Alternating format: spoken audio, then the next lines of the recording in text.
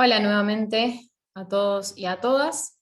Vamos a estar viendo ahora todo lo que es HIV y los fármacos antirretrovirales.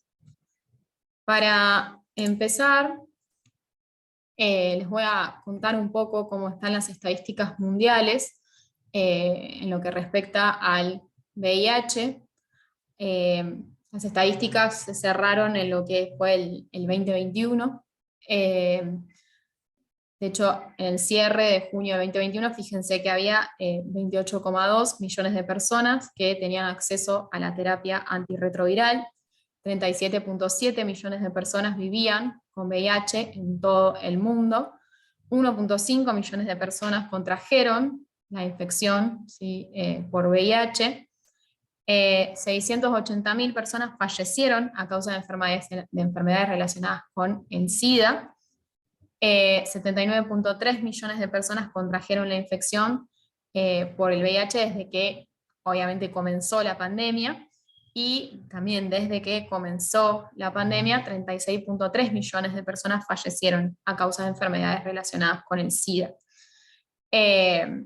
Obviamente es una de las enfermedades infecciosas que más muertes causa a nivel mundial, y por eso me parecía la importancia de hablarles un poco de las estadísticas.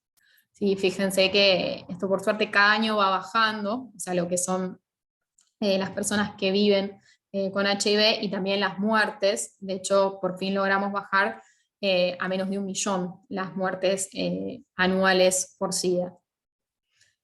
Obviamente que hayan bajado las muertes está directamente relacionado con que cada vez más gente tiene acceso al tratamiento antirretroviral, y obviamente eso hace que vivan por más tiempo y en mejores condiciones de salud. Acá ven cómo estas barritas naranjas demuestran cómo fue aumentando el acceso al tratamiento y cómo concomitantemente con esto obviamente fue disminuyendo la mortalidad. Me parece también interesante contarle esta estrategia que planteó la OMS, o sea, en realidad con ONU-SIDA, que fue para el 2020. También el COVID vino como a atrasar un poco también todas estas cosas, que es una estrategia que se denomina 90-90-90. Lo que planteaba la OMS era que en el 2020 el 90% de las personas que viven con VIH conozcan su estado serológico, que el 90% de estas personas diagnosticadas con VIH reciban el tratamiento adecuado, y que el 90% de las personas que reciben el tratamiento antirretrovírico estén en supresión viral, ¿sí? O sea, con carga viral indetectable. Hice como el famoso cuadro de expectativa, y qué es lo que sucede en realidad. La realidad es que el 84% de las personas que viven con HIV ahora como les dije al cierre del 2021, conocían su estado serológico. Entre las personas que conocían su estado serológico, el 87% tenían acceso al tratamiento, y de las que tenían acceso al tratamiento, sí, el 90% había logrado la supresión viral. O sea que por ahora, con el único objetivo que se cumplió, es con lograr la supresión viral. Estamos cerca, ¿sí? Estamos casi en el 90% con los otros dos objetivos. También me parece importante hablarles un poco de la situación acá en Argentina. Fíjense que 136.000 personas viven actualmente con VIH. De ellos, el 17% desconoce su diagnóstico, lo cual siempre es malo, porque siempre es malo diagnosticar HIV en estadios ya tardíos, porque obviamente se asocia a mayor progresión de enfermedad y a mayor morbimortalidad.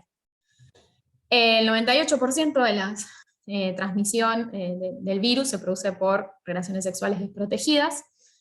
Hay 4.800 nuevos casos notificados por año. Como verán, otra vez, el 30% de estos diagnósticos son en una etapa avanzada de la infección, y el 67% de las personas que viven con VIH en nuestro país se atienden en el sistema público, ¿sí? Aprovecho para recordar que el tratamiento de VIH está dentro de lo que es el PMO, el plan médico obligatorio, o sea que tiene que estar, o sea, es ofrecido y está cubierto, es gratuito para las personas, porque los gastos corren a cargo del Estado. Transmisión. Aunque no parezca, es necesario a veces aclarar esto. que la transmisión del HIV se produce solo si vamos a estar en contacto con líquidos o secreciones corporales de personas infectadas. Esto puede ser sangre, leche materna, semen o secreciones vaginales, y obviamente no se transmite por compartir utensilios, por dar apretones de mano, por dar besos, por picaduras de insectos, ni tampoco por compartir baños o piletas. ¿Cuáles son los factores de riesgo entonces para contagiarse de VIH?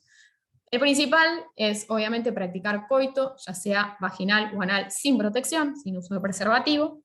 Padecer alguna otra enfermedad de transmisión sexual, la que más les guste, sífilis, herpes, gonorrea, obviamente son enfermedades facilitadoras, ¿sí? El daño que generan en las mucosas permite, le abre la puerta al VIH. Compartir agujas o jeringas en los casos de los adictos endovenosos, recibir inyecciones o transfusiones sanguíneas sin garantías de seguridad. Hoy esto es mucho más raro, ustedes saben, seguramente si fueron a donar sangre, o bueno, obviamente alguna vez se realizaron una extracción de sangre, el material es descartable y se abre enfrente de ustedes para que ustedes vean que es así, que lo están abriendo con ustedes, que lo van a utilizar esa vez y se va a descartar, ¿sí? Antes sí no era así. Entonces quizás esta vía era mucho más común.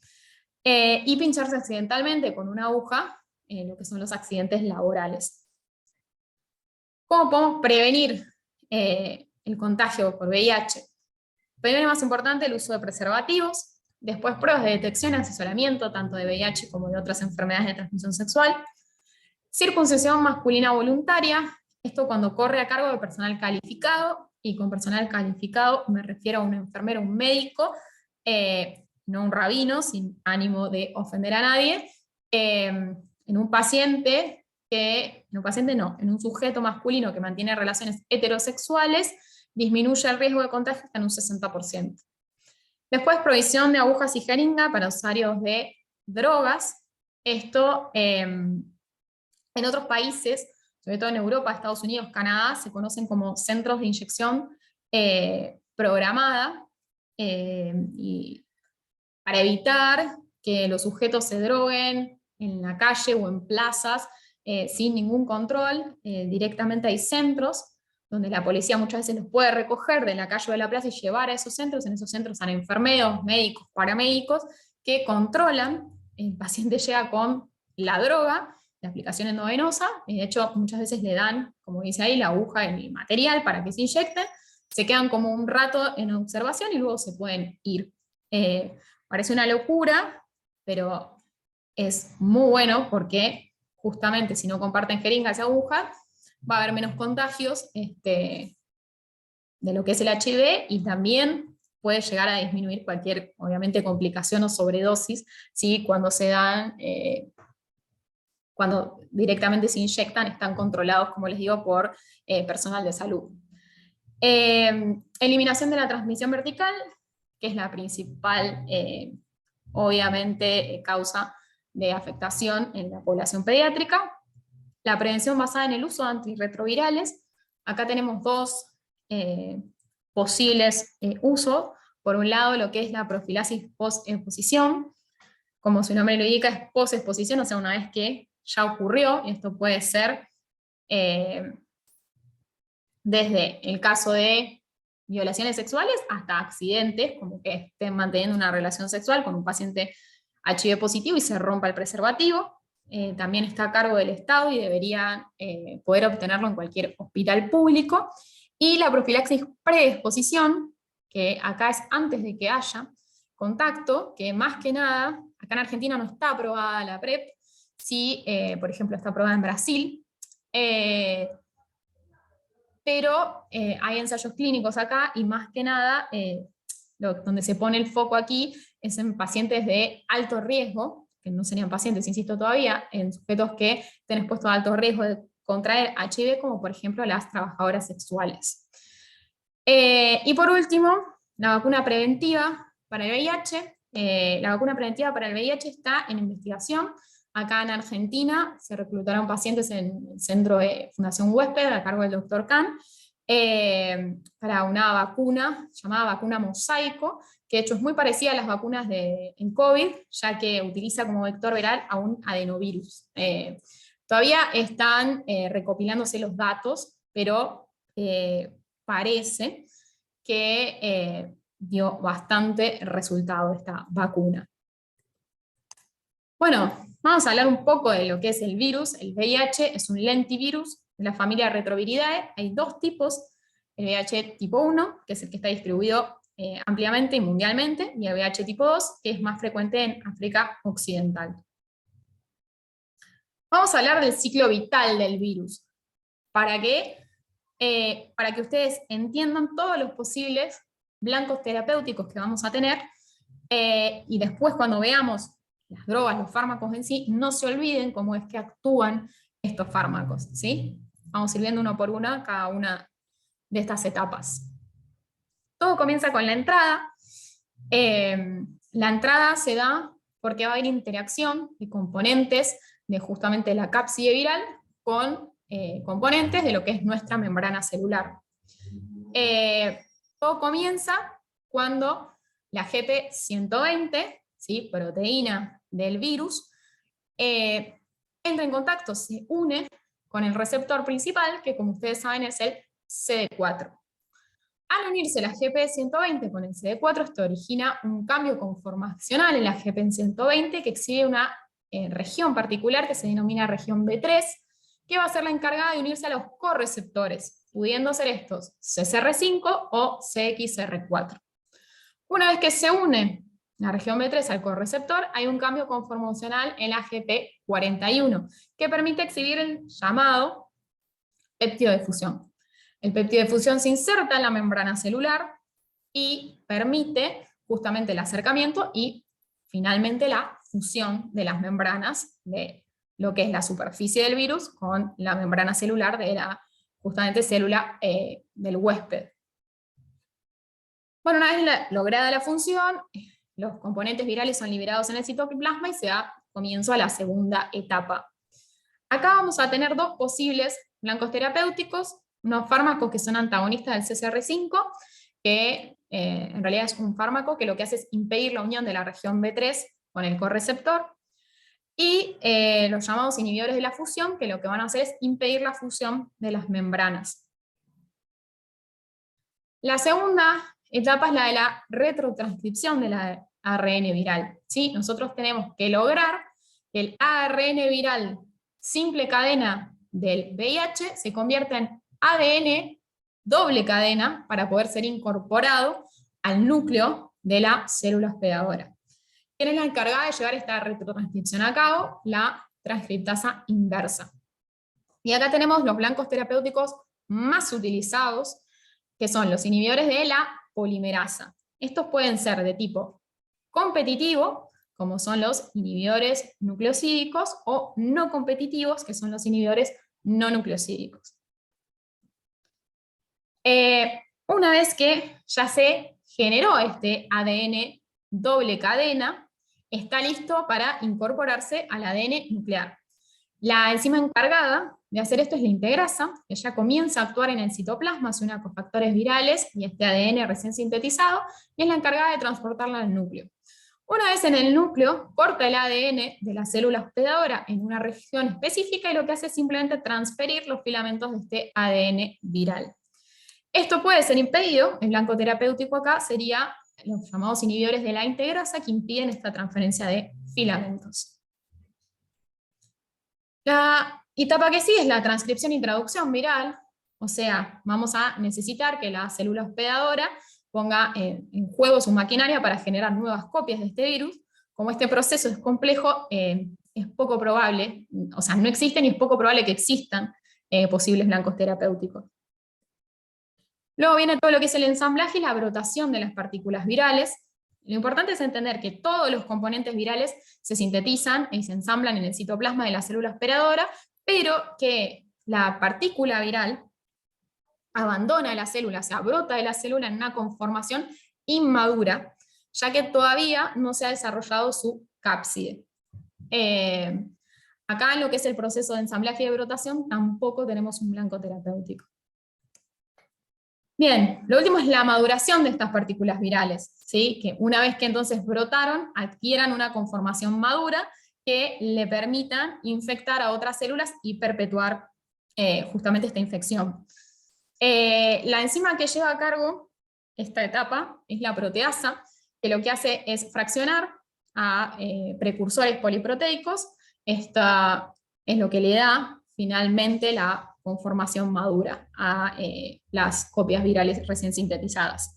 Y el blanco terapéutico son los falsos sustratos de la proteasa, que obviamente son conocidos, también bastante usados, los inhibidores de la proteasa. Para terminar, entonces, los grupos de drogas que surgen de estos blancos terapéuticos y con los que contamos hoy en día para realizar un tratamiento, un paciente VIH positivo, son los inhibidores nucleosídicos de la transcriptasa inversa o de la polimerasa, los inhibidores no nucleosídicos, los inhibidores de la proteasa, los inhibidores de la integrasa, los antagonistas del CCR5 y los inhibidores de la fusión. Bien, comenzamos con el grupo más utilizado, son los inhibidores nucleosídicos, o sea, los que realizan una inhibición competitiva de la transcriptasa inversa. La inhibición es competitiva ya que son similares estructuralmente a los nucleósidos naturales, entonces esto le permite competir con los nucleósidos naturales para incorporarse a esta cadena de ADN viral en crecimiento. Obviamente, cuando se incorpora el fármaco en lugar del nucleósido de la base natural, se produce un bloqueo en lo que es el crecimiento de esta cadena de ADN viral. Son activos tanto contra VIH tipo 1 como también contra VIH tipo 2 y poseen una resistencia de aparición lenta. Se conocen como fármacos de barrera genética alta. Siempre que un fármaco tenga que sufrir muchas mutaciones para finalmente terminar confiriendo estas mutaciones resistencia, se dice que son fármacos de barrera genética alta o elevada. Así que eso obviamente es muy bueno que sean fármacos de barrera genética alta. Todos los análogos nucleosídicos son prodrogas, que de hecho se convierten en drogas activas luego de ser trifosforilados en el citoplasma celular, o sea, los derivados trifosfatos son los fármacos activos. Estos fármacos poseen una afinidad bastante baja por lo que es nuestra polimerasa celular, pero tienen alta afinidad por la gamma polimerasa mitocondrial, que eso vamos a ver que es responsable de la mayor cantidad de los efectos adversos de este grupo. O, mejor dicho, era porque los análogos nucleosídicos que usamos hoy en día, la verdad que no tienen tanta afinidad por la gamma polimerasa mitocondrial. Sí, esto se veía con los análogos más viejitos. Lo bueno de estos fármacos también es que no se metabolizan por citocromo, entonces tienen baja interacciones con otros fármacos. Tienen efectos adversos comunes los análogos nucleósidos. Por un lado podemos tener náuseas, vómitos, anorexia, cefaleas, mareos, malestar general. Estos efectos adversos suelen autolimitarse a corto plazo, o sea que es importante avisar para que el paciente no suspenda el tratamiento. Y después lo que les dije que más que nada se veía con los análogos más viejitos por afectación de la gamma polimerasa mitocondrial son neuropatías, sobre todo neuropatía periférica, pancreatitis, hepatotoxicidad, acidosis láctica y miopatías. Y también todo lo que sean los trastornos en la distribución de la grasa corporal. Muchas veces estos efectos adversos constituían criterios de suspensión de estos fármacos. Así que los nuevos análogos no tengan tanta afectación sobre la gamma polimerasa mitocondrial realmente es muy bueno. Bien, estos son todos los análogos nucleosídicos que tenemos hoy en día. De hecho, los que están en gris es porque ya no se comercializan más. Pero esto es para que vean, fíjense, de qué base o de qué nucleósido van a ser análogos. Fíjense que la acidobudina, la estaudina, son análogos de timidina, por eso la sigla, por ejemplo, AZT termina en T. La salcitabina, que ya no se comercializa más, la amidudina y entricitabina son análogos de citidina. La dianosina, que tampoco se comercializa más, era el único análogo de inosina. Bueno, y después se les acabó, como yo iba, la imaginación, ya no, la última letra, lamentablemente no les puedo dar a ustedes la pauta de qué análogo de qué nucleócidos son, pero se lo van a tener que aprender de memoria, el abacavir guanosina y el tenofovir de adenosina. ¿Sí? ¿Por qué es importante que sepan esto ustedes? Para no administrar. Ustedes saben que el tratamiento de VIH no es con un solo fármaco, con combinaciones de los fármacos que estamos viendo.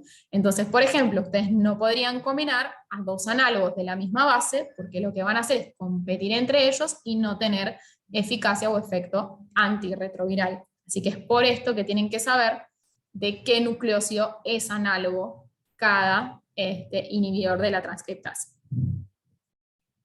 Vamos a empezar con la acidobudina o el AZT. Fue el primer antirretroviral utilizado allá por 1987. La principal vía metabólica del AZT es la glucuronegación hepática, por lo que debe ajustarse su dosis en la insuficiencia renal. Lo que se ve en la AZT ya no es muy utilizado hoy en día, obviamente, ¿no? En 1987 se comenzó a utilizar, ahora tenemos otros análogos mejores, más seguros, pero más que nada lo que se veía con el AZT eran los problemas de toxicidad a largo plazo que aparecían, ¿sí? Con su uso crónico, obviamente un paciente que comienza la terapia antirretroviral y no va a abandonarla, y tenía problemas de toxicidad bastante graves a largo plazo, que ahora los vamos a ver. Pero, si bien el uso fue relegado en el último tiempo, sobre todo, como les digo, porque hay análogos más seguros, lo que tiene la acidobudina es que es la droga con la que más experiencia se tiene en la profilaxis neonatal. Les puse acá arriba una foto para que vean. La acidobudina puede administrarse por vía oral, ya sea en comprimidos o también en jarabe, y por vía parenteral, en ampollas viene para la administración endovenosa. Entonces eso es muy bueno para lo que es la profilaxis neonatal, ya sé que se le puede dar a la madre un componente intraparto de AZT endovenoso y luego al bebé recién nacido AZT jarabe. Así que es la droga, en ese sentido, sí no pudo ser desplazada. En la terapia antirretroviral de alta eficacia, como nosotros le decimos, sí fue reemplazado por otros fármacos más seguros, pero con esto, sobre todo por sus vías de administración, es que sigue siendo un pilar fundamental en la profilaxis neonatal. ¿Qué efectos adversos puede tener la acidobudina? Lo que habíamos visto al principio, estos del malestar general, náuseas, vómitos, cefalea, que se autolimitaban en unas semanas, y después el AZT puede interactuar con nuestra con nuestra polimerasa celular, ¿sí? Cuando el AZT interactúa con nuestra polimerasa celular, puede presentar efectos adversos graves, que son los que se limitaban su uso a largo plazo, como son la anemia, la leucopenia y la acidosis láctica. Cualquiera de estas, o sea, ya sea anemia, leucopenia o acidosis láctica, cuando aparecen, obligan a suspender, al menos parcialmente, el tratamiento con la acidobudina, y es por eso, como le digo, que ahora hay fármacos más seguros que hace que tengamos que evitar la aparición de algunos de estos efectos a largo plazo. También pueden aparecer trastornos en lo que es la distribución de la grasa corporal, eso sí, por afectación de la gamma polimerasa mitocondrial. ¿Por qué es que justamente la AZT puede afectar, como les digo, a nuestra polimerasa celular? Les dije que los análogos nucleócidos son profármacos que necesitan ser trifosforilados para ejercer su mecanismo de acción. ¿Quién trifosforila al AZT? Nuestras quinasas celulares. La timidinquinasa celular, ¿sí? Genera AZT monofosfato, difosfato y último trifosfato, ¿sí? Entonces, al utilizar a nuestra timidinquinasa, esto significa que es incorporado por nuestras células hospedadoras, por células sanas. Entonces eso puede impactar y repercutir en la toxicidad, que como les dije puede derivar en anemia, leucopenia o acidosis láctica. La salcitabina que les dije que no se comercializa más. Les voy a explicar por qué no se comercializa más. Por un lado, porque tenía una afectación muy importante sobre la gama polimerasa mitocondrial, y por otro lado, porque tiene un efecto adverso muy característico, que era la estomatitis dolorosa y de hecho sangrante. ¿Sí? Estomatitis, o sea, úlceras desde la boca al ano, en todo el aparato digestivo, sangrantes. Y otra contra muy importante que tenía la salcitabina, dosificación de 3 veces al día. Me van a escuchar hablar hasta el cansancio en esta clase de la importancia de que las drogas sean administradas una vez al día y en lo posible coformuladas. ¿Para qué? Para simplificarle la vida a estos pacientes que ya sabemos que el tratamiento lo van a tener durante toda su vida, porque no lo pueden abandonar. Entonces, por lo menos es para facilitarle esto y hacerle más, para ayudarlos a tener adherencia al tratamiento. La iadonosina, que tampoco se comercializa más, por lo mismo, gran afectación de la gama polimerasa mitocondrial, muchas interacciones, y hoy contamos, como les digo, con análogos más seguros. Esta budina es como el acetate, una de las más viejitas, por eso ahí dice que solía ser uno de los agentes prescriptos con más frecuencia, hoy la verdad que ya no, hay opciones más seguras, menos interacciones. De tener que utilizarse, sería muy raro, su uso va a tener que limitarse al menor tiempo posible. Como verán, tiene afectación de la gama polimerasa mitocondrial, pues sus efectos adversos son neuropatías, pancreatitis, acidosis láctica, y es el análogo que con mayor frecuencia produce lipoatrofia, ¿sí? O sea, este trastorno en la distribución de la grasa corporal, que se caracteriza por una pérdida de tejido graso en las extremidades, que se concentra en lo que es el centro, ¿sí? En el tronco. Vamos a hablar de los análogos que sí se usan hoy en día. La lamivudina es como el primero de estos análogos de segunda generación. Se crea como una optimización del AZT, de hecho se le extraen químicamente los grupos electrófilos que interaccionaban con la gama polimerasa mitocondrial, por lo que va a ser una droga, como dice acá, segura, por baja afinidad y bien tolerada. Tiene efectos adversos leves, la lamivudina, más que nada cefalea, fatiga, también malestar general. Tiene un metabolismo limitado porque el 70% de la lamivudina se excreta en forma inalterada a nivel renal. O sea que va a tener interacciones poco frecuentes porque su metabolismo hepático es insignificante, pero al excretarse en forma inalterada en un 70% por vía renal, vamos a necesitar realizar ajuste de dosis en caso de insuficiencia renal. También es eficaz no solo contra el VIH, sino también contra el virus de la hepatitis B, y la principal desventaja que tiene la lamivudina es que tiene un desarrollo de resistencia rápido. Igual, acuérdense que está dentro del grupo de los análogos nucleósidos, que son grupos, o sea, es un grupo de barrera genética alta, se tienen que dar muchas mutaciones para que se genere la resistencia. De todos ellos, el que barrera genética más pequeña tiene es la lamivudina, ¿sí? Porque se genera rápido, pero insisto, no porque sea un fármaco que tenga una barrera genética baja. Luego tenemos a la entricitabina, aprobada en el 2003. La entricitabina es químicamente similar a la lamivudina, pero lo que tiene de bueno es que tiene una vida media mucho más prolongada, por lo que puede ser administrada una vez al día.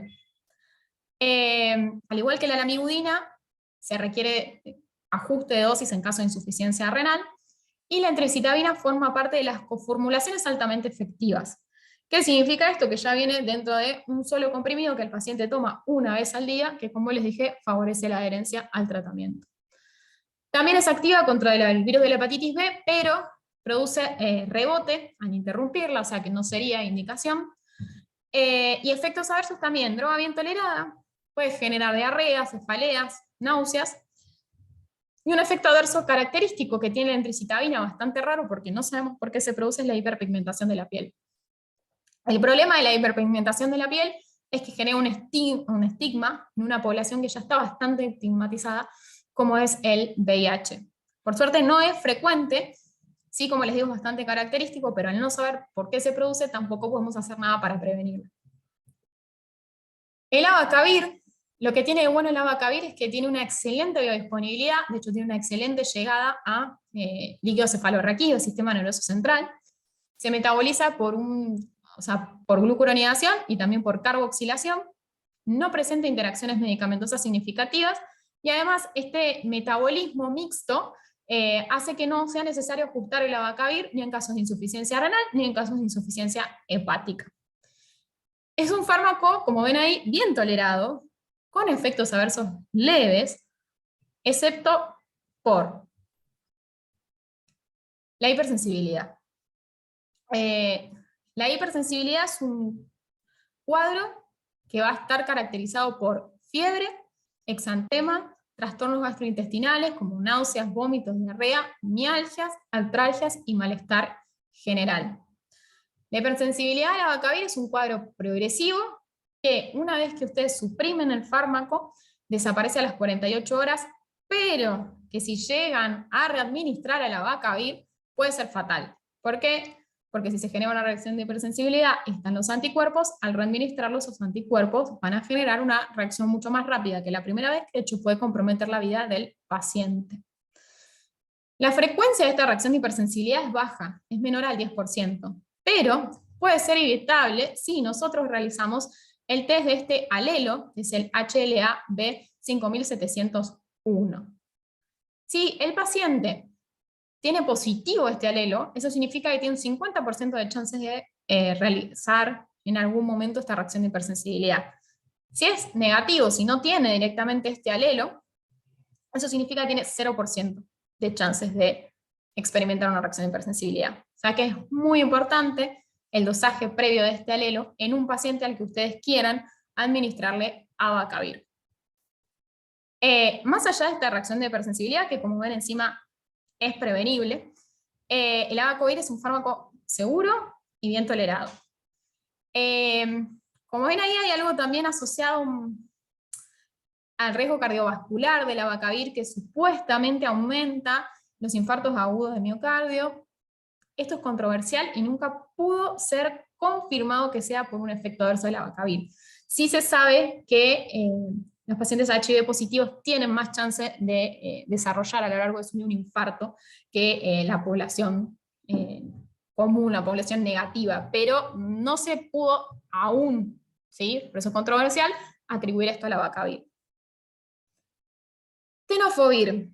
Llegamos al último análogo, que encima es un análogo nucleótido. ¿Qué significa esto? Que requiere una fosforilación menos. Los otros tenían que ser trifosforilados, este tiene que ser fosforilado 2 veces. El tenofovir tiene la particularidad de que su biodisponibilidad va a aumentar más cuando se toma junto a comidas ricas en grasa. También se administra una única dosis diaria, se eliminan una combinación de filtración glomerular y secreción tubular activa, por lo que no va a estar recomendado iniciar el tratamiento con tenofovir en pacientes que tengan valores de creatinina menor a 60 mililitros por minutos. Vamos a tener que tener muchísimo cuidado con otros nefrotóxicos que pueda llegar a consumir el paciente, otros antibióticos, otros antifúngicos, o simplemente otros fármacos, como los diuréticos que puedan llegar a generar nefrotoxicidad.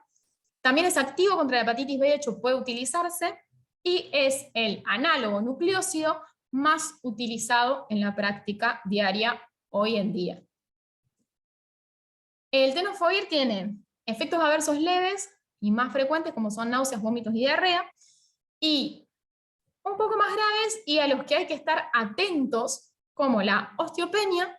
De hecho, puede causar osteopenia y osteoporosis, sobre todo en lo que es caderas y vértebras, por lo que en mujeres mayores de 60 años se recomienda densitometría ósea antes de iniciar terapia con tenofovir. Y también puede precipitar una insuficiencia renal aguda o un síndrome de Fanconi, que es una lesión tubular renal asociada a una hipofosfatemia grave. Como digo, hay que estar atento, o sea, siempre se va a medir la función renal antes de iniciar con el tenofovir y también durante el tratamiento. Vamos a estar atentos. Pero esto sucedía con el tenofovir, como nosotros le decimos clásico o convencional, que es el tenofovir isoproxil fumarato, y no ocurre con una nueva formulación del tenofovir, que es el tenofovir alafenamida o TAF, que ven ahí abajo, que tiene menor impacto en riñón y hueso. ¿Por qué es esto? Porque el TAF se concentra intracelularmente en los linfocitos, que es donde va a actuar el tenofovir, y por lo tanto, al concentrarse allí, nosotros podemos administrar menos dosis de tenofovir y con esto reducir este impacto de los efectos adversos en hueso y en riñón. Obviamente la formulación, el TAF, es más caro que el convencional, pero en pacientes donde ya podemos observar quizás una osteopenia o una caída de la función renal, podemos directamente indicar ya de entrada el TAF. Bueno, hay combinaciones de análogos nucleósidos. Fíjense que todavía no nos fuimos ni siquiera a otro grupo. Recién estamos con los análogos nucleósidos. Hay combinaciones muy recomendadas. La más recomendada de todos es el tenofovir convencional o el TAF con la emtricitabina, que de hecho viene coformulado y se administra en una sola toma diaria. Podemos también utilizar tenofovir convencional con lamivudina, también coformulados. Abacavir con lamivudina, siempre recordar si vamos a usar abacavir en la realización del test del alelo previamente, o el AZT con la lamivudina, que como dice ella, está casi en desuso. ¿Qué es lo importante de la conformulación? Que obviamente tiene un rol crítico en la adherencia y en el éxito del tratamiento antirretroviral. ¿Sí? Ustedes recuerden, que de hecho va a servir cuando sigamos hablando de todos los fármacos, sobre todo esto, ¿sí? El tenofovir convencional o el tenofovir alafenamida conformulado con la emtricitabina en una toma diaria. Vamos a ver después con qué se puede combinar esto. ¿Y qué combinaciones de análogos nucleósidos no van a estar recomendadas bajo ningún concepto? Estabudina, didanosina, salcitabina, recuerden que estas dos ya no se comercializan, gran afectación de la gama polimerasa mitocondrial y por ende potenciación de riesgo de pancreatitis, neuropatía periférica, acidosis láctica o falla hepática aguda. Hoy en día esto no se ve porque estas dos ya se sacaron de comercialización y la estabudina se usa poco y nada. Pero sépanlo porque no todos están informados de esto, no garantizo que en el bolillero no pueda aparecer una pregunta así, o sea que sépanselo. Después, para su vida diaria como médicos, y de hecho cuando cursen en el hospital van a ver que esto ya no existe más. A lo que sí van a tener que prestar atención es a las combinaciones que poseen efectos antagónicos, que como les dije son análogos del mismo nucleósido y por ende van a competir entre sí, se van a anular. Estos son el AZT, la acidobudina con la estabudina, ambos análogos de timidina, o, mucho más frecuente, nunca van a ver asociada a la emtricitabina con la lamivudina, porque ambas son análogos de citidina y van a competir y anular sus efectos. Bien, vamos a los inhibidores ahora no nucleosídicos de la transcriptasa inversa. Al ser no nucleosídicos, ejercen su inhibición no competitivamente, o sea, no como sustratos de la enzima, sino que se unen a un sitio distinto al sitio activo, lo que les da el sello de moduladores alostéricos. Estos inhibidores no nucleosídicos van a generar un cambio conformacional en la enzima que le impide seguir incorporando sustrato. O sea, generan lo mismo. Esa cadena de ADN viral en crecimiento va a dejar de crecer. Lo bueno es que no necesitan ser fosforilados, son activos contra HIV de tipo 1, no contra HIV de tipo 2. Es lo malo que tiene una resistencia de rápida aparición y de hecho una sola mutación puede generar resistencia a todo el grupo de análogos no nucleosídicos. Por ende, los regímenes que contienen análogos no nucleosídicos son vulnerables y en general siempre se usan con fármacos de mayor barrera genética, nunca deben ser agregados por estos esquemas fallidos, y otra contra que tienen es que son metabolizados por el citocromo P450, por lo tanto van a tener interacciones. Dentro de los inhibidores nucleosídicos más viejitos, o mejor dicho de primera generación, tenemos a la nevirapina. La nevirapina es un potente inductor enzimático cuyo efecto adverso más frecuente es el exantema. Ojo, es un exantema y no una reacción de hipersensibilidad, por eso no es necesario suspender el tratamiento con la droga. Y además tiene otro efecto adverso bastante grave que puede ser que, o sea, es una afectación hepática, que puede ir desde un aumento de las transaminasas hasta una hepatitis tóxica, una hepatonecrosis. No se sabe por qué esta hepatonecrosis se ve con más frecuencia en mujeres que tienen un número de CD4 mayor a 250 y en hombres que tienen un número de CD4 mayor a 400. Por ende, en cualquiera de esas dos situaciones, nosotros no podríamos iniciar tratamiento con nevirapina por riesgo de generar una hepatonecrosis. Lo que tiene de bueno la nevirapina es que tiene un buen perfil lipídico. De hecho, disminuye el colesterol total, los triglicéridos y aumenta el HDL. El otro de primera generación, o sea, el más viejito, es el efavirenz. El efavirenz es tanto inductor como inhibidor enzimático. Y tiene un par de problemitas. Por empezar, que cada vez hay mayor resistencia primaria al efavirenz acá en Argentina. ¿Qué significa primaria? Resistencia incluso antes de que el paciente haya estado en contacto alguna vez con el fármaco. O sea que es necesario, previamente a su uso, la realización de un test de resistencia. Genera, al igual que la nevirapina, exantema y hepatotoxicidad. No tiene un buen perfil lipídico y de hecho va a generar aumento de lípidos en sangre y además ginecomastia, lo cual muchas veces puede ser o puede llevar a una causa de abandono del tratamiento en la población masculina. Y lo más importante es que hasta el 50% de los pacientes expuestos al efavirenz pueden desarrollar alguna afectación sobre el sistema nervioso central. 50%. La mitad de los pacientes tratados pueden desarrollar o somnolencia, o mareos, incoordinación, alucinaciones, psicosis o incluso depresión e ideas suicidas. Por esto es muy importante que el efavirenz, que es también de administración diaria, una sola toma al día, sea administrado de noche y con el estómago vacío. De noche, ¿por qué? Porque si tiene alguna de todas estas manifestaciones, nuevamente es mejor que las asocie al sueño y que se piense que quedó en un sueño vívido, en una pesadilla, y con el estómago vacío porque la comida aumenta la biodisponibilidad del efavirenz y por ende puede aumentar la incidencia de cualquiera de estos efectos adversos. Así que de noche y con el estómago vacío. O sea, lo único bueno que tenía es lo que está subrayado ahí, que el efavirenz era de una toma diaria. Vamos a los análogos no nucleosídicos de segunda generación. El primero de ellos es la etravirina.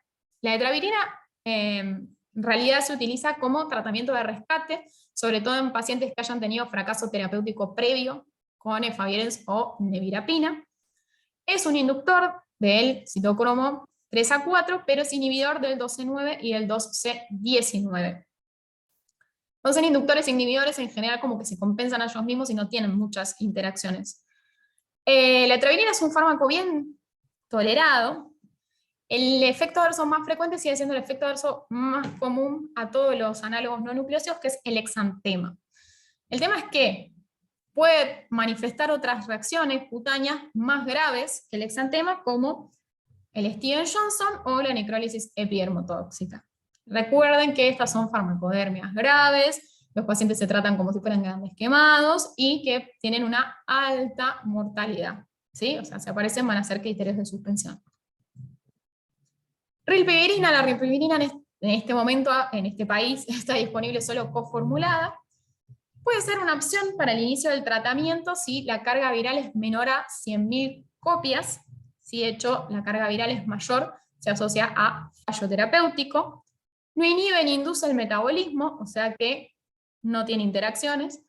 Y se debe administrar conjuntamente con los alimentos en una toma diaria. ¿Por qué? Porque pasa lo mismo con el efavirenz, los alimentos aumentan la biodisponibilidad de la rilpivirina, así que acá lo vamos a dar conjuntamente y lo bueno es que en una toma diaria. El último análogo no nucleosídico aprobado acá en nuestro país es la doravirina, también administración una vez al día, pero hay que tener cuidado con los inductores enzimáticos potentes porque disminuyen su vida media y por ende pueden disminuir mucho su eficacia, ¿sí? Su efecto antirretroviral. No tenemos aún evidencia de que la doravirina sea útil en caso de que haya resistencia previa a otros análogos no nucleosídicos, sobre todo a los más viejitos, a la efavirenz y la nevirapina. Y dentro de los efectos adversos, fíjense que emula un poco a los análogos no nucleósidos que estuvimos viendo. Puede dar erupciones, exantemas, pero también insomnio, sueños anormales o mareos como el efavirenz. Del igual de los inhibidores no nucleosídicos, el que más se utilizaba en este país, para que no se piensen que tienen que saber todo esto, era el efavirenz, ¿sí? Y hoy en día vamos a ver que los inhibidores no nucleosídos fueron reemplazados por otro grupo de fármacos, así que quédense tranquilos. Vamos a hablar de los inhibidores de proteasa. Los inhibidores de proteasa sí inhiben de forma competitiva la enzima, y lo que genera esto es que se produzcan partículas virales, pero las mismas no tengan capacidad infectiva. Recuerden que la proteasa era la encargada de producir la maduración del virus una vez que éste había abandonado a la célula. O sea que va a abandonar, va a brotar de la célula hospedadora, pero no va a tener capacidad infectiva si ustedes inhiben a la proteasa. Son activos contra HIV de tipo 1, contra HIV de tipo 2. La resistencia también aparece de manera lenta luego de una serie de mutaciones.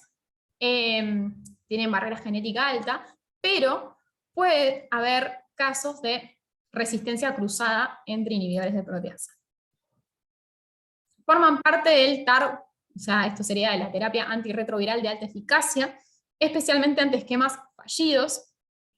El problema que tienen los inhibidores de proteasa es que frecuentemente causan intolerancia digestiva y que son todos inhibidores del citocromo P450 3A4. Esto lleva a muchísimas interacciones siempre que un paciente vaya a estar bajo tratamiento con un IP. Efectos adversos, como les dije, más que nada gastrointestinales. Diarrea, fíjense que ahí está en negrita. ¿Por qué es eso? Es muy frecuente y muchas veces es hasta intolerante para el paciente porque no le permite continuar con su vida diaria. También puede generar náuseas, vómitos, dolor abdominal o anorexia. Puede generar lipodistrofia, o sea, trastornos en la distribución de la grasa corporal, dislipemias, sobre todo con aumento de lípidos, o sea, de colesterol y de triglicéridos, resistencia a la insulina e hiperglucemia. Todo esto es muy malo porque ya los pacientes HIV positivos tienen un síndrome metabólico asociado, entonces que encima un fármaco antirretroviral potencie esto nunca va a ser bueno. Puede generar también hiperbilirubinemia, hepatotoxicidad y a nivel cardiológico prolongación del PR y del QT. Vamos a hablar un poco de los inhibidores de proteasa que tenemos disponibles acá en el país. Para empezar vamos a comenzar hablando del ritonavir. Si vieron ahí, el ritonavir era el que más inhibición del citocromo 3A4 producía. Es por eso que hoy en día el ritonavir no se usa como inhibidor de proteasa, como antirretroviral, y sí se usa como booster o potenciador. ¿Por qué? Porque inhibe su propio metabolismo y de hecho el metabolismo de todos los inhibidores de proteasa. Entonces eso permite que nosotros podamos utilizar menos dosis del resto de los inhibidores y así aumentar el intervalo interdosis y además disminuir las tomas diarias de los mismos. O sea, ritonavir era un antirretroviral que hoy solo se utiliza como potenciador. El lopinavir sí es un inhibidor de proteasa que viene siempre en una combinación fija con el ritonavir. Se administra más de una vez al día y tiene otro inconveniente que es más que nada la intolerancia digestiva. Tiene gran cantidad de efectos adversos a nivel gastrointestinal, sobre todo diarrea. El amprenavir, fosamprenavir. El fosamprenavir es una prodroga, se convierte en amprenavir, que es la droga activa. Es el menos utilizado de todos los inhibidores de proteasa y esto es debido a que demostró menor eficacia en ensayos clínicos y además mayor efectos adversos. Sobre todo es el que más altera el perfil lipídico. El atazanavir sí es un IP que vamos a utilizar mucho y esto se debe a que es el primer inhibidor de proteasa que fue diseñado para ser administrado una vez al día, siempre con potenciador igual. Tiene mejor perfil lipídico, pero puede generar hiperbilirrubinemia. Y de hecho, si la bilirrubina aumenta, 5 o 6 veces su valor normal, es necesario suspender, aunque sea por un tiempo, temporalmente, a la tazanavir. Puede generar también exantema cutáneo, y algo muy importante es que siempre, previa a la administración de la tazanavir, vamos a tener que pedir un electrocardiograma porque puede generar prolongación del PR y del QT. Por último, el darunavir, que es el último de los IP aprobados, se administra una vez al día también con algún potenciador. Ahora vamos a ver por qué hice con algún potenciador y no con el ritonavir. Es una opción de inicio a lo que es la terapia antirretroviral, pero preferentemente se utiliza para combatir la resistencia, ya que es el IP de mayor barrera genética. Tiene efectos adversos más leves, es el más benevolente de todos los IP, más que nada lo que se ve asociado a su es cefalea y erupción cutánea. Bien, les dije que todos los inhibidores de proteasa eran inhibidores del citocromo 3A4. Esto va a hacer que cualquier fármaco que se metabolice por este citocromo sea o sufra posibles interacciones. Les puse simplemente algunos ejemplos, pueden ser muchos más. Y de hecho, los que están en rojos son los fármacos con los que directamente está contraindicada su administración. Por ejemplo, estatinas, ustedes pueden administrar con IP, pero no la simvastatina. Van a tener que usar la rosuvastatina o la atorvastatina. Dentro de los antimigrañosos, la ergotamina está más que contraindicada, ya que al inhibir el metabolismo, o sea, los IP al inhibir el metabolismo de la ergotamina, van a aumentar sus concentraciones plasmáticas, y esto puede llevar a una vasoconstricción tan extrema que genere necrosis e incluso amputación, sobre todo de los miembros distales, de los dedos del pie. Lo mismo, fíjense, pasa con fármacos cardiológicos, como la amiodarona y el sildenafil, con antituberculosos, que vamos a ver que de usarse concomitantemente se tiene que usar, no se puede usar rifampicina, y vamos a tener que recurrir a la rifautina. ¿Sí? Cuando un paciente empieza la terapia con un IP, hay una lista enorme de todos los fármacos con los que es necesario ajustar la dosis y con los que no se puede hacer, como les digo, tratamiento concomitante. Después lo que puede pasar también es que los antimicóticos, como el voriconazol, el intraconazol, que también saben son inhibidores de este citocromo, lo que generen es justamente un aumento de la vida media de los inhibidores de proteasa, y por ende aumenten la toxicidad de ellos, ¿sí? Como siempre, cuando un fármaco es sustrato y además inhibidor del citocromo, las interacciones pueden ser, o sea, que la causen ellos mismos o que otros fármacos las causen sobre ellos, ¿sí? Así que les puse ese ejemplo también para que vean. Los inhibidores de proteasa en general van a utilizarse para, como le dije, pacientes experimentados, pacientes que ya sufrieron un fallo virológico, porque son drogas de alta barrera genética. ¿Por qué? Porque hay bastantes desventajas en los regímenes que incluyen a los inhibidores de proteasa. Por un lado, los trastornos gastrointestinales y metabólicos que causan. Por otro lado, la mayor cantidad de comprimidos al día, y fíjense que esto es gracias a que están potenciados, si no, serían más cantidad todavía, y las mayores interacciones farmacológicas, que son las que acabamos de ver. Bien, ¿por qué esta diapositiva dice hasta la era de los inhibidores de la integrasa? Hace aproximadamente unos 5 años, el esquema clásico para un paciente HIV positivo de primera línea eran 2 inhibidores nucleosídicos junto con L-favirenz, ¿sí? Eso funcionaba perfecto, pero, o con la salvedad de que cada vez aumentaba más la prevalencia en Argentina de, como les dije, resistencia primaria a L-favirenz, con la salvedad de que hay una gran intolerancia a los efectos adversos a nivel del sistema central del L-favirenz. De hecho, acuérdense que el 50% de los pacientes podía presentar algún efecto adverso. Y además, y lo más importante, que creo que es lo que terminó de cambiar este esquema clásico, fue que se demostró que había superioridad de los inhibidores de la integrasa por sobre los análogos no nucleosídicos en ensayos clínicos. Tanto es así que hoy en día tanto las guías nacionales como internacionales recomiendan como tercer fármaco, ¿sí?, de elección en lo que es la terapia antirretroviral a los inhibidores de la integrasa, ¿sí? Los inhibidores de la integrasa desarrollan su actividad al unirse al centro catalítico de la enzima, que es este que ven acá. Recuerden que la integrasa lo que hace es impedir que los filamentos de este ADN viral sean incorporados al ADN nuclear. Constituyen, por lo tanto, una opción de inicio de tratamiento nueva y además eficaz. ¿Por qué eficaz? Porque descienden rápidamente la carga viral, ya que el ADN viral no puede incorporarse al ADN nuclear, y eso genera un rápido descenso y además un menor número de reservorios y preserva aún más todo lo que es la respuesta inmune. ¿Qué otras cosas tienen de beneficioso los inhibidores de la integrasa? Baja tasa de interacciones farmacológicas, nada que ver esto, por ejemplo, con lo que vimos recién de los inhibidores de la proteasa. Excelente tolerancia y perfil de toxicidad. Alta barrera genética. De hecho, para los de segunda generación que ahora vamos a ver, la resistencia observada fue menor al 1%, ¿sí? Y dosificación simple, la mayoría, ahora también vamos a ver, pueden administrarse una vez al día y ya vienen coformulados para favorecer la adherencia. Bien, el primer inhibidor de integrasa que se sintetizó fue el raltegravir.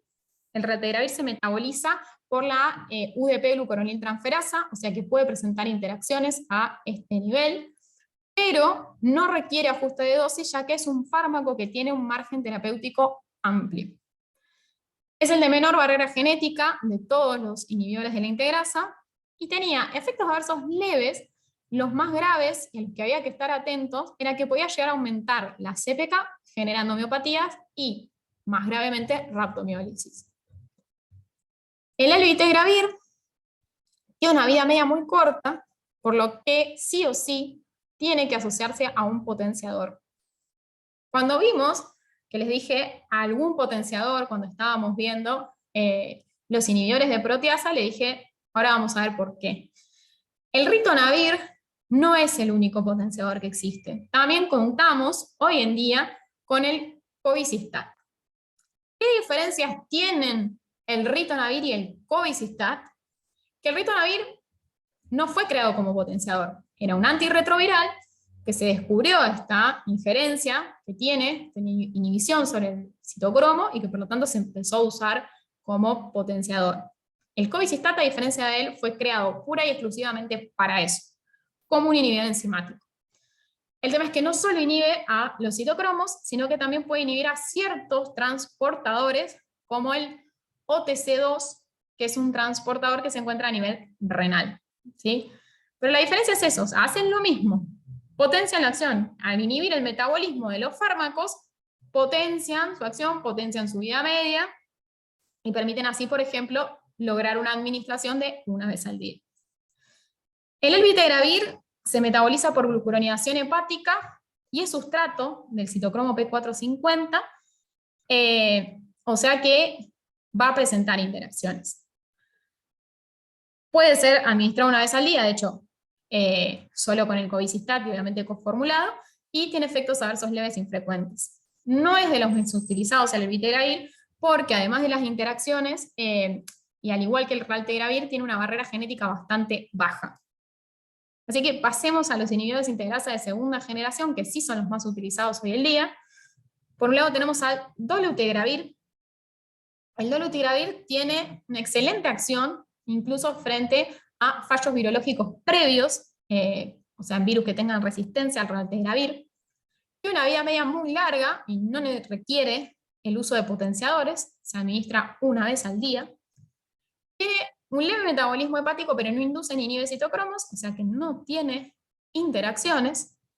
Y el efecto adverso más representativo del dolutegravir es el aumento de la creatinina plasmática sin toxicidad renal.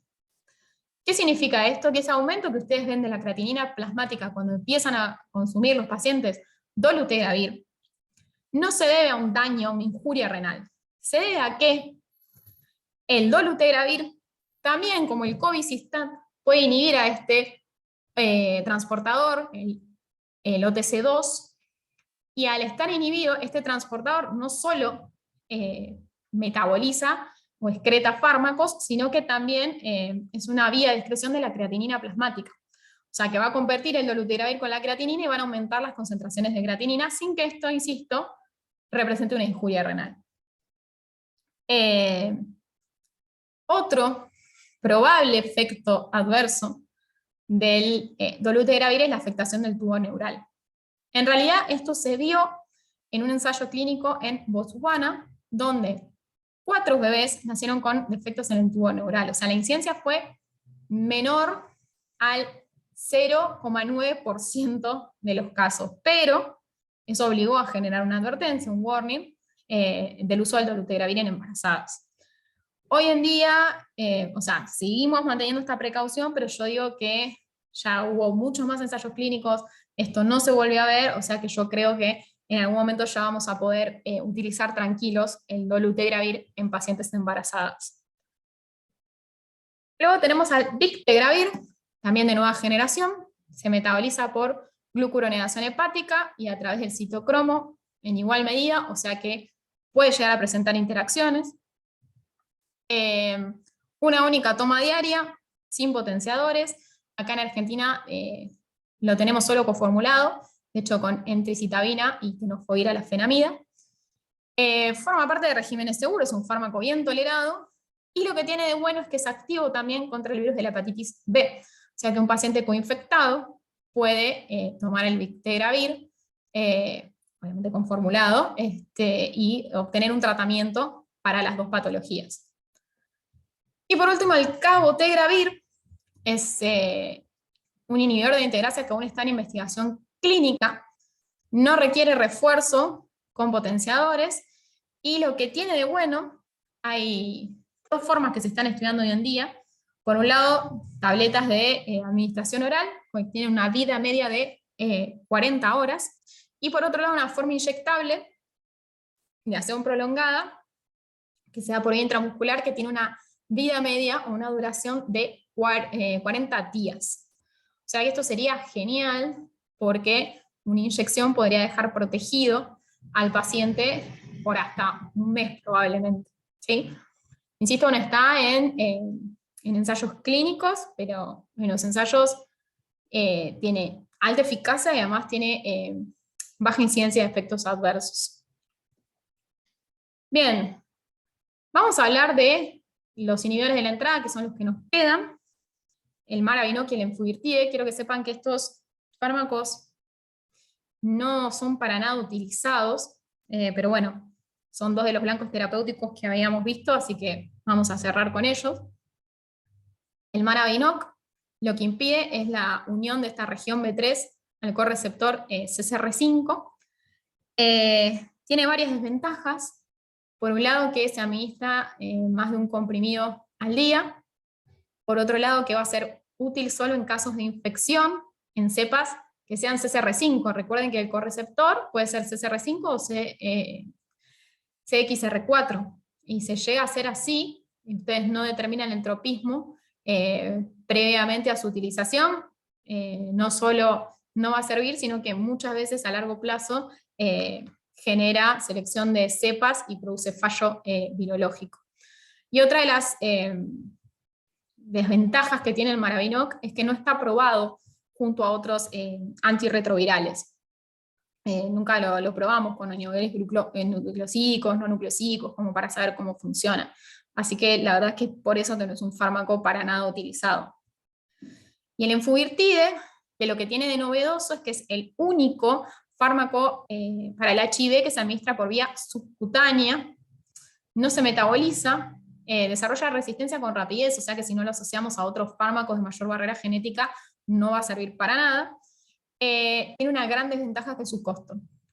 Todos los tratamientos para el HIV son caros, pero el fármaco más caro de todos es el Enfuvirtide, ¿sí? O sea que en general por eso casi no se va a usar. Y los efectos adversos más que nada van a estar asociados a la vía de administración subcutánea. Fíjense que pueden generar nódulos, dolor o linfadenopatía en la zona de aplicación. Bien, ahora que vimos todos los grupos de fármacos para el HIV, la pregunta sería, ¿cuándo vamos a tratar a un paciente HIV positivo? Como verán, antes a un paciente HIV positivo se lo trataba según su nivel de CD4, ¿sí? Si era menor de 200, de 350, de 500, hasta que un día, por suerte, en el 2015, las guías llegaron a la conclusión de que había que ofrecer tratamiento a todo paciente HIV positivo una vez que la infección era detectada. Y de hecho, en la primera consulta ya se le podían plantear las opciones de tratamiento de este paciente, ¿sí? Cuanto antes se trate, más vamos a preservar la inmunidad, más vamos a disminuir la morbimortalidad, las complicaciones, ¿sí? O sea que es muy importante esto de tratar a todos. Ahora que ya saben esto, paciente con un test positivo se ofrece tratamiento. ¿Con qué le ofrecen tratamiento? El esquema de primera línea son 2 inhibidores nucleosídicos asociados a uno de los siguientes: a un inhibidor no nucleosídico, a un inhibidor de proteasa o a un inhibidor de la integrasa. ¿Qué pasa? Los inhibidores no nucleosídicos, como les dije, tienen cada vez más tasas de resistencia primaria en nuestro país. Los inhibidores de proteasa, recuerden que siempre en general los guardamos para pacientes experimentados, que tienen una intolerancia y muchas interacciones, ¿sí? Una mala tolerancia y muchas interacciones. Y recuerden que les dije que las guías internacionales y nacionales recomiendan que el tercer fármaco sea un inhibidor de la integrasa. Entonces, ¿con qué pueden tratar al paciente una vez que descubren que es positivo? 2 análogos nucleósidos, entricitabina, tenofovir, coformulados más dolutegravir, ¿sí? Dolutegravir no viene coformulado, pero serían 2 comprimidos una vez al día. Este es el esquema de elección, ¿sí? Pueden también usar otro como abacavir, la amibudina, dolutegravir, ellos sí vienen los 3 en una misma pastilla. Recuerden que si van a usar abacavir, tienen que realizar el alelo previamente para evitar la hipersensibilidad, ¿sí? Para no marearlos, o sea, el esquema clásico de primera línea son 2 análogos nucleosídicos con un inhibidor de la integrasa. Si tienen que citar un ejemplo de cada uno, entricitabina, tenofovir más dolutegravir. Bien, vamos a hablar un poco de embarazo y HIV. Ustedes saben que, obviamente, la transmisión vertical es la principal causa de contagio en la población pediátrica. Independientemente del recuento de CD4, toda embarazada se tiene que tratar porque hay que impedir el contagio, o sea, la transmisión vertical. Y lo importante es que sepan que una vez que ese bebé nazca, siempre va a estar contraindicada la lactancia. ¿Qué hacemos? Porque vamos a tener dos situaciones. Una paciente que tiene un esquema efectivo, que significa efectivo, que tiene supresión viral. Si esa paciente está bajo tratamiento y no tiene incluido el dolutegravir en el esquema, puede continuar con ese mismo esquema. Si tiene dolutegravir, lo mejor es retirarlo durante las primeras 8 semanas de gestación, por esto del tubo neural, y luego sí se puede utilizar. ¿Qué pasa si la embarazada tiene HIV, o sea, le diagnostica HIV, no sabía que lo tenía, por ende no está bajo tratamiento antirretroviral? Hay que iniciar el tratamiento tan pronto como sea posible. Si la carga viral es menor a 50 copias, puede ir a parto vaginal sin infusión del AZT, ¿sí? O sea, sin el componente intravenoso del AZT durante el parto. Si la carga viral es mayor a 50 copias, pero menor a 1000 copias, se indica el componente intravenoso de AZT. Y si la carga viral es mayor a 1000 copias, se recomienda directamente ahí sí cesárea e infusión de AZT. Pero fíjense que según el número de copias, o sea, la carga viral, esta paciente puede ir a un parto vaginal. ¿Qué vamos a hacer con el recién nacido? Si el recién nacido es de bajo riesgo, o sea, la madre tuvo supresión viral durante todo el embarazo, se le da AZT jarabe por 4 semanas. Si es de mediano o de alto riesgo, o sea, recibió la madre tratamiento antirretroviral pero no llegó a la supresión, o no recibió tratamiento antirretroviral porque se enteró en el momento de parir que es HIV positiva, se hace AZT jarabe a ese niño por 6 semanas, más nevirapina también en jarabe, 3 dosis, más lamivudina por 2 semanas. ¿Sí? Todo esto obviamente para evitar que el niño termine siendo también HIV positivo. Vamos a hablar ahora de las profilaxis posoposición. Estas pueden ser de dos tipos: la ocupacional, que es la que sucede trabajando, por ejemplo, en el hospital, cuando se pinchan o cuando hay salpicaduras de sangre. ¿Qué es lo primero que deben hacer? Es lavar la zona en cuestión sin rasparla, sin friccionar, ¿sí? Sin lastimar, ya sea con agua y jabón, si es en piel, o si hubo una salpicadura en ojo, no debería porque hay antiparras, pero si hubo, con solución salina. Siempre se lava. Si se puede, se estudia la fuente, pero no tienen que esperar al resultado de la fuente para iniciar la profilaxis post-exposición. La profilaxis inicia idealmente dentro de las 2 horas de ocurrido el accidente y hasta un máximo de 72 horas porque se vio que después pierde eficacia. ¿Con qué se hace la profilaxis post-exposición? Con lo mismo que el tratamiento de primera línea de cualquier paciente HIV positivo. Tenofovir, emtricitabina más dolutegravir. Este tratamiento se mantiene durante 4 semanas en total, ¿sí? Salvo que antes ustedes estudian la fuente y descubran que era HIV negativo, ¿sí? Pero si no la pueden estudiar, y si no, si obviamente es positiva, por 4 semanas. Y vamos a hablar de la profilaxis post-exposición no ocupacional, que esto incluye las, obviamente, situaciones de violación, ¿sí? Relaciones sexuales, obviamente, no consentidas. Ahí vamos a tener 2 casos: la receptiva, que es cuando la penetración la realiza un paciente HIV positivo, y la insertiva cuando es a la inversa. Fíjense que todas igual recomiendan fuertemente empezar con la profilaxis. La profilaxis post-exposición también puede ser en una relación sexual consentida, en donde ustedes saben que la fuente, o sea, que uno es positivo y se rompió el preservativo, ¿sí? Ahí también pueden solicitar la profilaxis post-exposición.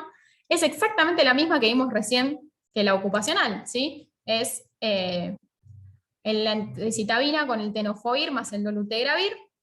También esto se mantiene, esta ventana, idealmente ir, o sea, dentro de las 2 horas de ocurrido el hecho, y hasta un máximo de 72 horas, y se mantiene por 4 semanas, ¿sí? Esto en cualquier centro de salud, o sea, sobre todo en los hospitales públicos, deben garantizarle el acceso a la profilaxis post-exposición. Obviamente, en el caso de que sea una violación, no hay que olvidar indicar también profilaxis contra hepatitis B o contra otras enfermedades de transmisión sexual, como pueden ser sífilis y gonorrea. Con lo que cierro esta clase es con, no sé si sabían, pero esto de que indetectable es igual a intransmisible.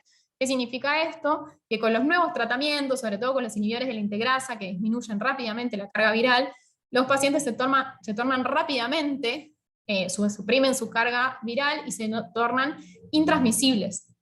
¿Qué significa esto? Que, por ejemplo, pueden mantener relaciones sexuales con parejas sexuales que sean seronegativas, o sea, que no tengan el virus, y no contagiarlas.